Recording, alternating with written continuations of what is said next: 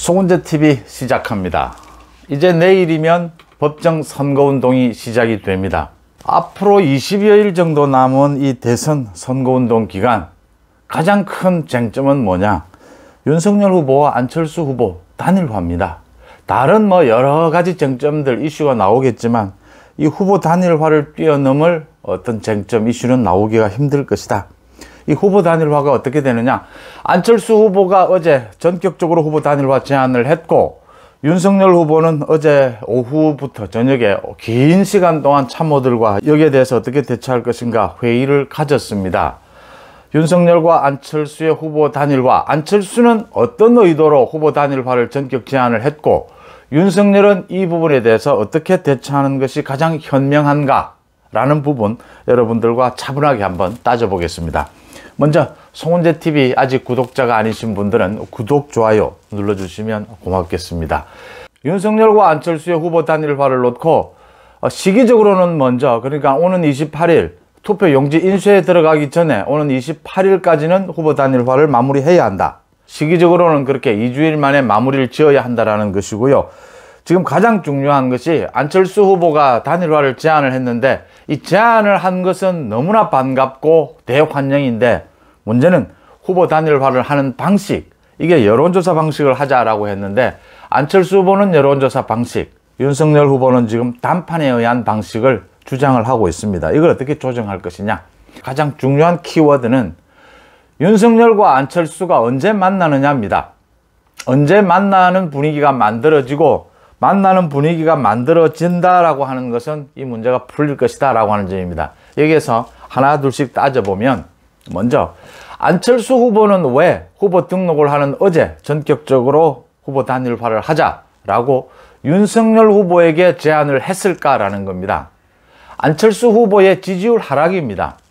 안철수 후보의 지지율이 15% 이상까지 올라갔다가 지금은 7%에서 9%까지로 추락을 했습니다. 앞으로도 더 추락하지 않겠느냐. 그래서 안철수 후보 자신도 얘기했다시피 적극적으로, 능동적으로 후보 단일화에 대처하기 위해서 자기가 먼저 제안을 한다라는 것입니다. 더 그대로 두면 후보 단일화 압력만 더 받게 되고 또 지지율만 더 하락을 할 수가 있다. 여기에서 일단 지지율을 멈추기 위해서라도 적극적으로 후보 단일화를 제안을 해야겠다라고 생각을 했고, 자신의 지지율의 바탕, 자신의 정치적 미래를 여러 가지를 봤을 때 결정적으로 윤석열 후보와의 단일화죠. 이재명 후보와의 단일화 이야기가 여러 번 이재명 쪽에서 흘러나왔습니다. 그러니까 큰 그림에서 심상정, 안철수 모두를 모아서 통합정부 이야기를 하면서 개헌까지 이야기를 했습니다. 그럼에도 불구하고 안철수 후보는 역시 정치적 미래를 볼 때는 윤석열 후보와의 단일화가 절대적이고, 지금 이 시점에서 더 이상 지지율이 추락하면 단일화 제안마저 의미가 없어질지 모른다. 정치적 존재감이 없어질지 모른다 라는 타이밍에서 어제 단일화를 제안했다 이렇게 보입니다. 계속해서 지금 이야기는, 그러니까 그동안 안철수 후보의 이야기는 계속 단일화는 없다, 완주한다 였습니다. 근데 어제 입장이 바뀐 것이죠. 어제 입장을 바꿔서 후보 단일화를 제안을 하고서도 오늘 또 계속해서 안철수 쪽에서는 만약 이 여론조사 방식이 받아들여지지 않는다면 완주하겠다 이런 뜻을 계속 밝히고 있습니다. 그러니까 안철수 후보의 제안의 방점은 완주보다는 후보 단일화에 있다라고 보는 것이, 생각이 바뀐 부분이니까요. 후보 단일화에 있다라고 하는 것이 맞고, 안철수 후보가 쫓기고 있다라고 하는 부분도 맞고요. 앞으로 안철수 후보의 지지율이 더 추락할 것이다, 정체 내지는 조금 더 추락할 것이다 라는 쪽이 맞을 겁니다. 그렇다면 안철수 후보가 급하다, 급한 쪽은 안철수 후보다라는 부분입니다. 이런 안철수 후보의 단일화 제안, 여론조사에 의한 단일화 제안을 이제 윤석열 후보는 어떻게 봐야 하느냐. 국민의힘에서는 일단 역선택의 우려가 있고 야권 분열에 이용당할 우려가 있다라고 해서 분명히 사실은 거부를 했죠. 거부를 하면서 가장 중요한 것은 안철수 후보가 제안한 이 후보 단일화 이 논의는 이제 안철수 후보를 품에 안고 끌어안고 이제 논의는 계속해 가야 하는 것이죠. 이제는 이재명과는 분명히 선을 긋고 안철수 후보가 윤석열 후보를 선택한 만큼 이제 후보 단일화 논의의 장은 이어가는데, 대신 여론조사 방식은 좀 어렵지 않느냐, 다른 방식을 찾아보자. 안철수 후보가 사실상 결단을 내려주는 것이 맞지 않느냐. 국민의힘 쪽에서는 대부분은 단일화 협상은 반기고 또 이준석 대표를 비롯해서 일부에서는 여전히 계속해서 안철수 후보를 견제하는 이 뭐 견제와 협상 다 필요한 부분이니까요. 안철수 후보의 진정성이 떨어진다. 뭐 그동안 계속 완주하려고 하다가 왜 갑자기 후보 단일화 제안을 하느냐. 이제 더 이상 쫓기고 갈 데가 없어서가 아니냐. 앞으로 지지율은 더 추락할 것이다. 안철수 후보 없이도 얼마든지 이재명 후보를 이길 수 있다. 자강론까지 계속 견제하는 목소리도 나오고 있습니다. 윤석열 후보가 균형을 잡고 있습니다. 후보 단일화 제안은 반갑고 환영할 만한 일이다. 여론조사 방식에 의한 후보 단일화는 고민은 해보겠지만 좀 아쉬운 부분이 있다. 그렇죠. 아쉬운 부분이 있습니다. 이겁니다. 윤석열 후보와 안철수 후보의 지지율이 20%에서 25% 뭐 이런 정도라면 이게 역선택이 일어날 그 여지가 굉장히 적어집니다.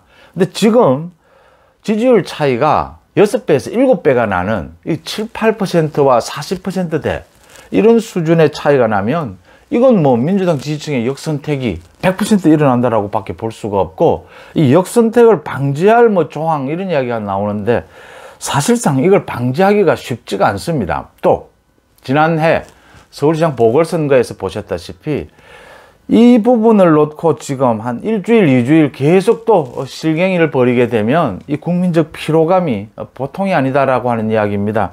지지율 7에서 8%의 안철수 후보가 40%에서 45%가 나오는 윤석열 후보에게 여론조사 방식을 통해서 경선을 하자라는 제안은 안철수 후보 자신도 이게 현실적이지는 못하다라는 것을 알고 있다라고 하는 점입니다. 그렇다면 가장 중요한 것은 안철수 후보와의 협상도 해야 되고 또 견제하는 것도 있겠지만 윤석열 후보 입장에서는 고민해 보겠지만 아쉽다라고 하는 부분은 이 제안을 이렇게 고집스럽게 제안을 한 부분은 좀 아쉽다라는 것이죠. 윤석열 후보가 남아있는 것은 윤석열 후보의 선택입니다. 이제 윤석열 후보는 많은 선택지를 갖고 있습니다. 안철수 후보는 이제 공을 윤석열 후보에게 넘겼다라고 하지만 사실은 쫓기는 쪽은 안철수 후보다 이렇게 볼 수가 있습니다. 전체 판세가 중요한 거니까요. 단판에 의한 단일화부터 시작해서 이제 단일화를 하지 않고 자강하는 윤석열 후보 스스로 안철수 후보의 지지율이 완전히 무너질 것이다. 그래서 단일화 협상을 뭐 최대한 노력을 해보겠지만 이달 말쯤에서 단일화 협상을 하지 않는 선까지 많은 선택지를 놓고 윤석열 후보가 결정을 할 수 있다. 선택을 할 수 있다. 이렇게 보는 것이 지금의 판세다 이렇게 보입니다. 윤석열 후보가 어떤 선택을 하는 것이 좋으냐. 이 지지율을 수학적으로 계산하는 것은 맞지 않다. 함께 아름다운 단일화, 아름다운 정권교체, 확실한 정권교체 뒤에 확실한 정치개혁을 통한 국정운영을 해가는 그런 파트너로서의 안철수를 생각하는 것이 맞다라는 그 윤석열 후보의 생각이 옳지 않나, 그 방향이 옳지 않나 이렇게 보입니다. 그러면 현실적으로 그걸 어떻게 가능하게 할 수 있느냐.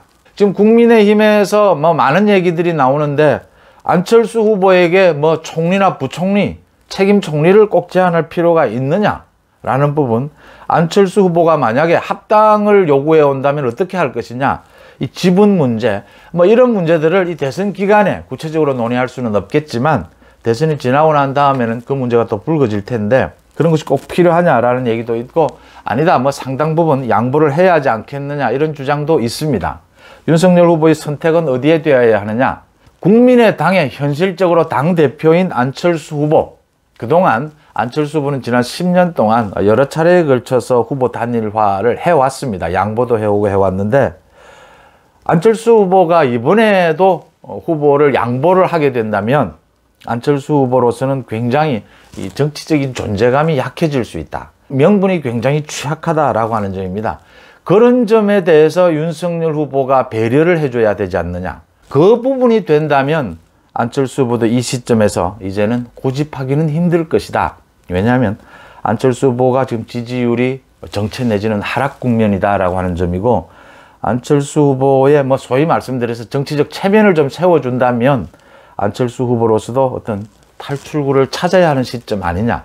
지금 마냥 버티고 있을 상황은 아니다라는 것이 현재 판세를 보는 많은 사람들의 분석입니다. 그래서 윤석열 후보가 제안할 것이 뭐 여러 가지가 있을 수 있습니다. 당장 이렇게 대선 국면에서 그런 이야기를 하기보다는 전체적으로 뭐 책임 총리제를 비롯해서 뭐 부총리 부분도 있을 수가 있고요. 또 합당 부분까지를 충분히 약속하는 부분도 있을 수가 있고요. 지금은 그런 분위기로 흘러가는 것이 가장 이 전체 판세에서 가장 현실적인 방안이다.